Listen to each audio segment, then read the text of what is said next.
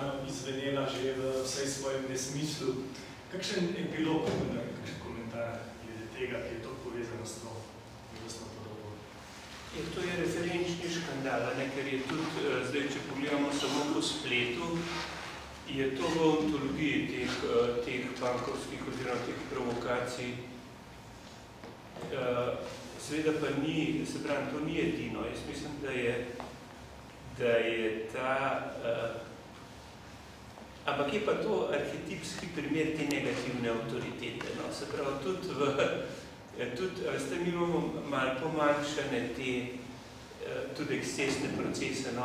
Če bi primerjali ta lurški proces, pa naš, na vse zadnje, je v teh izpadih je le videti eno hudo jezo. Jaz bi rekel tako, da ko gubi ima pravo, da se žali, smo slišali včasih. In to so ene te izbruhi jeze pravzaprav, ampak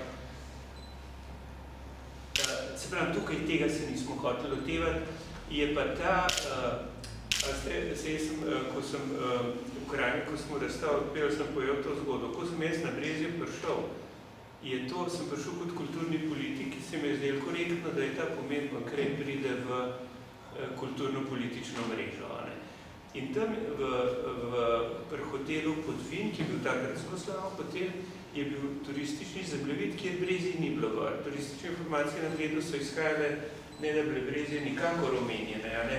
Se pravi, Bled je bil fotografiran s cerkvico, ker drugega ne moreš. Ampak ta cenzura brezijanskega vpliva je bila 100%. In zdaj, naprimer, če vzamemo to, kako to usodno zaznamovali fizionomijo kraja, ki je bil s to mesarico karjavljeno presekan na pol. Se pravi, cerkev je bila zaprta v zakristijo, Vaški trg je pa obvladovalo socialistično-turistično društvo, ki je pač se obnaša še zdaj tako in je ta anekdota, da imaš brezjane, ki hodijo v cerkev, ko so pa na sestanku turističnega društva, so pa v hipu pobesneli komunisti. Ampak film materijo finančno. Ampak to je, mislim, da bo treba preseči. In ravno tako bo ta dialog s to sramotitvijo treba obnoviti in ga vzdržvati kot referenčni primer, kje so ene meje. In ker je ta dediščina tega režima ekskluzivizma in izključevanja, na en stran je bila, ker kljub samo so te anekdote, da je Kardelj hotel, da se zgradi gor stolpaca, seveda spet tako kot v Tržiču, ki je bilo treba cerkev prerast ali pa v Kopru ali pa v Kranju, je ta tendenca spopada z Brezjem je bila skozi. In zato je ta silovit poraz, recimo nasilja proti nenasilju, je tukaj izjemno treba še preučevati, ampak to ravno za to knjigo ni. To bi mogel eno posebno študijo razviti, ampak refleksov je pa tukaj cel kup seveda.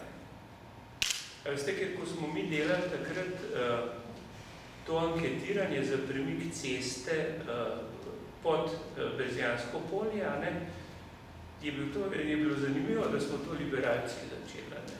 Jaz moram reči, da tudi kolegi, takrat krščanski demokrati, pa to se jim to ni zdelo kaj posebej pomembno. Ampak ta poteza, da imamo zdaj mi očiščeno Brezjansko polje, pomeni, da je kljub vsemu, če izhajamo iz negativnega, Brezje morajo biti nacionalni spomenik kulture, kar še niso.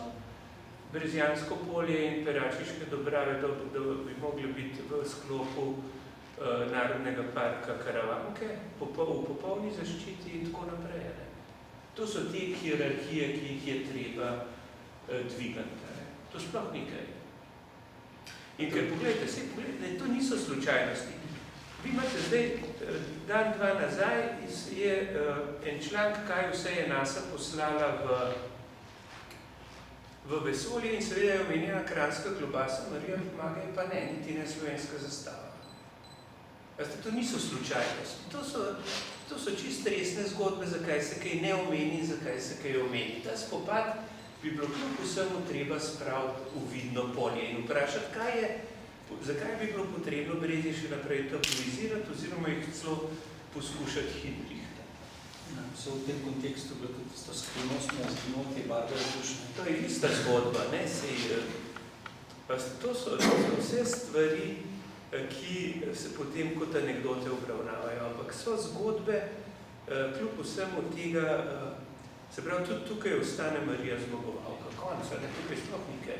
Pa te Roberta v bistvu vprašati, ne? Odgovor Mariji in odgovor na to je pa materijskost, odprtost. Jaz bi tudi dodal še to, da mi moramo te stvari presegati. In mislim, da je ravno ta knjiga in to, kar bo še išlo, govori, koliko Marija naredi veliko več, kot pa če bo enkrat narisana tako ali pa drugače. Ne? To so provokacije, ne? In sedaj vidimo, da smo v svetu, ko na Euroviziji zmaga nekdo, ne? Dobi toliko glasov, ampak to je tak trend, ne? Ker hoče nekaj prikazati, ne vem, nekaj, kar ni, da zdaj tisto prevladuje svet. Ne? In mi se včasih obesimo samo na to, pa začnemo kritizirati, pa dokazovati drugače, pa toliko teh pričevanj in s tem mi pridemo preko, na miren način pokažemo, to. Tudi, če ni omenjeno nekjer, da je Duševa obiskala, ampak mi imamo v knjigi gostov napisano, kar je ona napisala, je fotografija, vse ostane in mi s tem lahko pričujemo, lepo pokažemo, ne, na en kulturen način. Ne.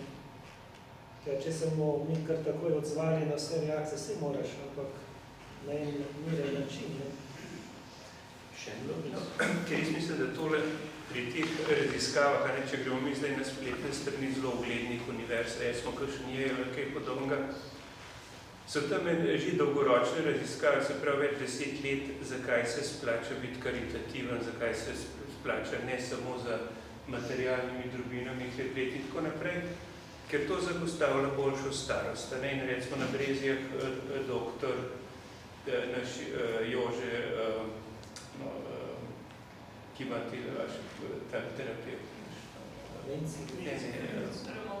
Ramovša, ki se ravno s tem, se pravi tudi Slovenija je družba, ki se stara, se pravi, je ta problem dobre starosti, ali pa to, kar so včasih rekli, biti pripravljen za srečno in iti nazad na uro, je temeljni problem ene vzgoje, ene pripravljenosti. In tudi, ko beremo vse te zapise hvaležnosti ali pa pripravljenosti na soočanje z hudim v življenju, tukaj vsak življenje ima svojo tragedijo, ampak je nedvomno, da to so vse stvari, ki prispevajo tudi k zdravju, no, vse zadnje. Tak človek gre bolj spokojen na operacijo, bolj spokojno sprejema trpljenje, bolezen in tako naprej. In to so vse stvari, o katerih se da pogovarjati. In to je treba preprosto se prepričati. O teh zadevah se da razumno govoriti, da se splačajo. In da so dobre, da dobro dinejo, da je, se pravi, to, ko sem rekel, da je to zdrava pamet. Za nekako 10 minut smo že presegali uro.